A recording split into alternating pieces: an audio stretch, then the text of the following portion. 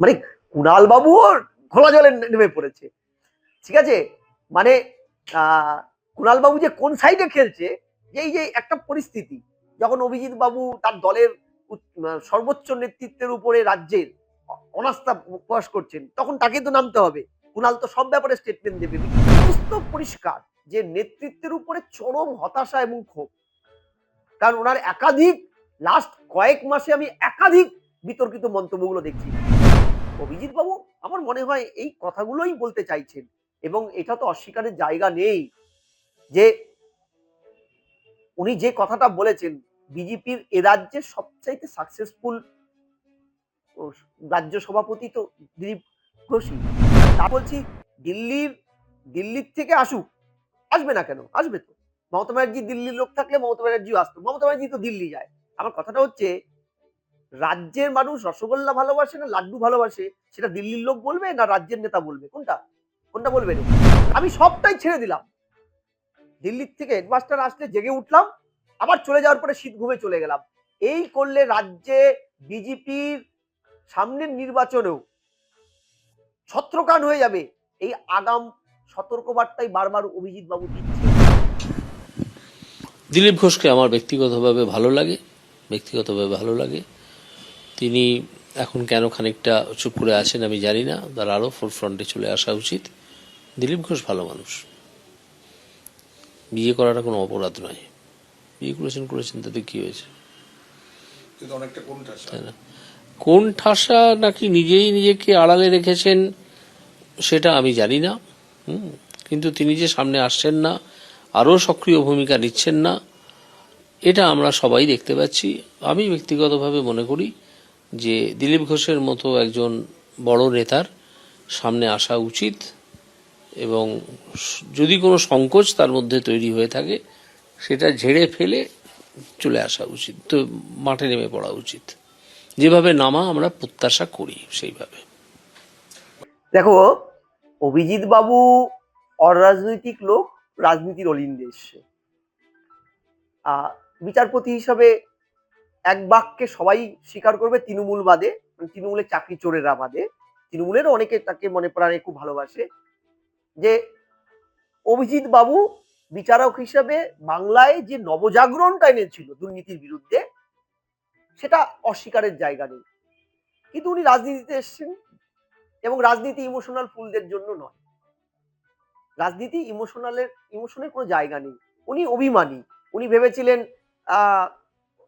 এখানে আসবেন, বিজেপি প্রধান বিরোধী দল, এমপি তিনি হয়েছেন, কেন্দ্রে তারা সরকারে, তিনি পশ্চিমবঙ্গের দুর্নীতির বিরুদ্ধে ব্যাপক অর্থে কাজ করবেন। মানে বিচারপতি হয়েও তো তার একটা লিমিটেশন ছিল, যে লোয়ার ডিভিশনে অনেক মামলা তার হয়েছে, যেটা হায়ার কোর্টে গিয়ে তৃণমূল সেটাকে মানে নাল অ্যান্ড ভয়েড হয়ে গেছে।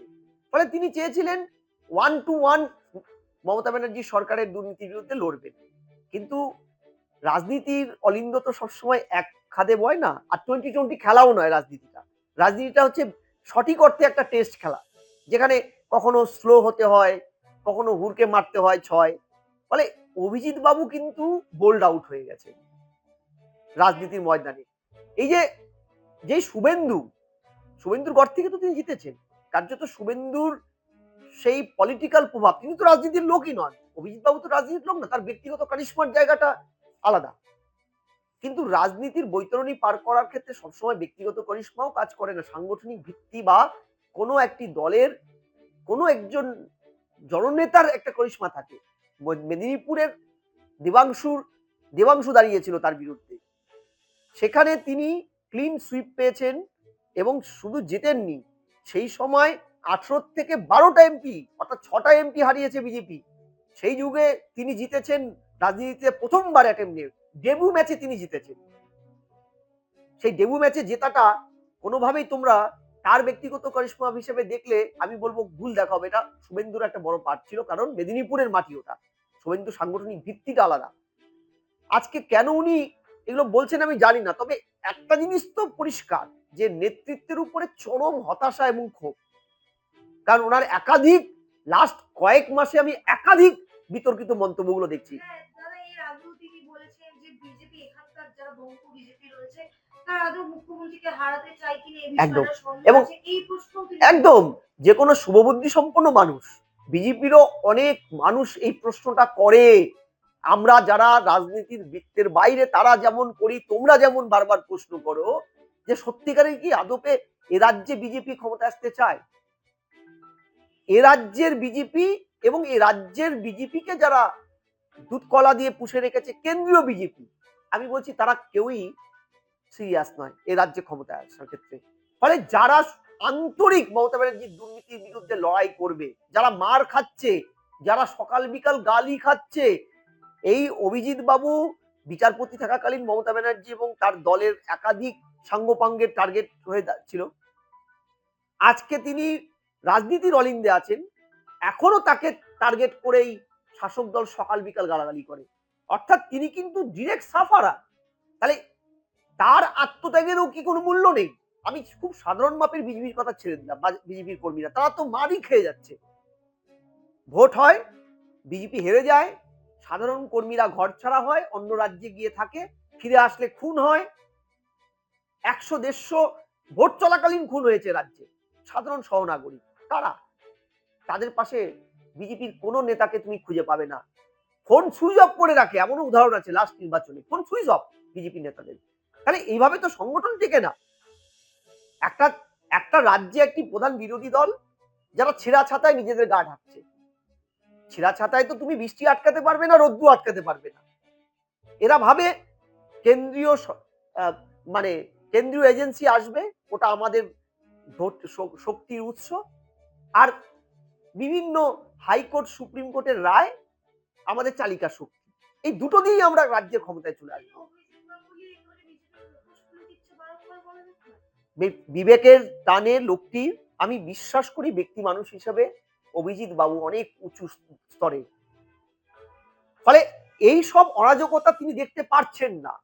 দলের ভিতরে একটা যে চরম উদাসীনতা, ক্ষমতায় আসা না আসার চাইতেও বড় যেটা অঙ্ক, সেটা হচ্ছে তুমি তো একটা বড় অংশের সাধারণ কর্মীদের উপরে যে ইনজাস্টিস করছে এই শাসক দল, গাঁজা কেস দিয়ে দিচ্ছে, চাকরি চুরি হয়ে যাচ্ছে, জমির ফসল কেটে দিচ্ছে। তোমরা জানো যে বিজেপি করার জন্য বা সিপিএম করার জন্য বা কংগ্রেস করার জন্য এ রাজ্যে শাসক দল গ্রামে গঞ্জে কি হালটা করে।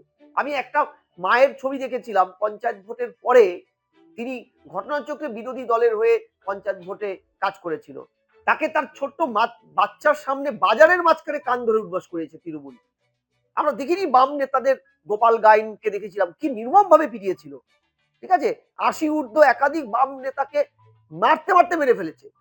দুইজন বামপন্থী সমর্থক, বাবা মা বৃদ্ধ, তার সন্তান কলকাতায় পড়াশোনা করে, ঘরের দরজা আটকে বাংলাদেশের সংখ্যালঘু হত্যার মতন দরজা খিল আটকে আগুন লাগিয়ে জীবন্ত জ্বালিয়ে মেরেছে।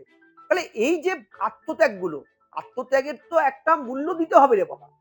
কি বছর ভোট ভোট খেলা চলছে, কি বছর হেরেও যাচ্ছে, আর মাঝখান থেকে কি হচ্ছে, আমাদের সহনাগরিক যারা একটা অন্য পলিটিক্যাল মতাদর্শ বিশ্বাস করে তাদের ঘর বাড়ি পুড়িয়ে দিয়ে তাদের মেরে ফেলা হচ্ছে। ফলে অভিজিৎ বাবু আমার মনে হয় এই কথাগুলোই বলতে চাইছেন, এবং এটা তো অস্বীকারের জায়গা নেই যে উনি যে কথাটা বলেছেন, বিজেপির এ রাজ্যের সবচাইতে সাকসেসফুল রাজ্য সভাপতি তো দিলীপ ঘোষই। কারণ তার সময় তো বিজেপির পালে হাওয়া আসছে। হ্যাঁ, বিতর্ক আছে, তার সময় অনেক আগাছাও ঢুকেছে, কিন্তু এটাও তো ঠিক ওনার সময় শুভেন্দু অধিকারীও তো দলে ঢুকেছিল, যে শুভেন্দু অধিকারী আজকে দ্বন্দ্বমুন্ডের কর্তা, আর দিলীপ বাবু ম্যাচের বাইরে ডিসকোয়ালিফাই হয়ে বাইরের বেঞ্চে বসে আছে, তাই তো, কোথাও নেই দলে। এটাও তো ঠিক। তাহলে দিলীপ বাবুর সবচেয়ে বড় সাফল্যতা তো শুভেন্দুকে দলে আনা, শুভেন্দু মানবেন, তাই না? যত অমানার কিছু নেই, তাহলে তো শুভেন্দুর আশাটাই ইনভ্যালিড, ইনজাস্টিস হয়ে যাচ্ছে।